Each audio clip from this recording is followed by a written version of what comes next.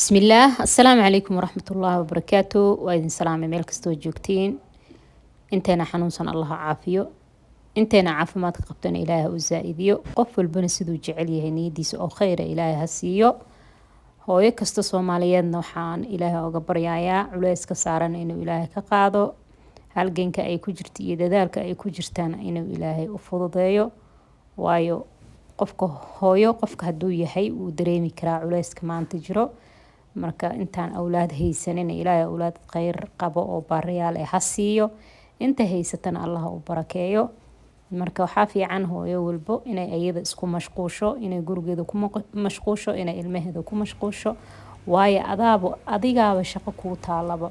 hadii tii banaanka aad soo dhameysatid tii gudaha ku sugayso waayo gudaha hawsha taalo hawl sahlan ma ahan ilmaha markay soo noqdaan inaad la sheekeysatid ilmaha inaad baartid ilmaha inaad boorsooyinkooda baartid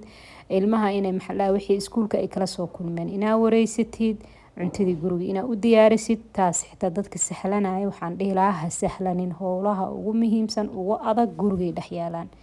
hadii banaanka iyo gudaha aad shaqo ka haysidna Allah kuu fududeeyo hadii aadan ka heynina tan gudaha xitaa ma sahlano Allah kuu fududeeyo mar walba waxa fiican naftooda inaad ka fikirtid maalmaha ay fasax ku jiraan ama jimcaha noqoto ama axad ha noqoto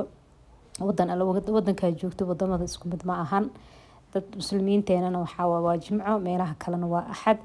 marka xilliyada fasaxda markay kugu soo aadaan oo kale waxay u baahan yihiin waa inaad ka fikirtaa waxay cunayaan inaad ka fikirtid wada hadalkooda dhaqdhaqaaqooda hadaadan maskaxdooda la soconin iyo talaabada ay qaadayaan aadan la soconin wax badan ayaa halaabaya marka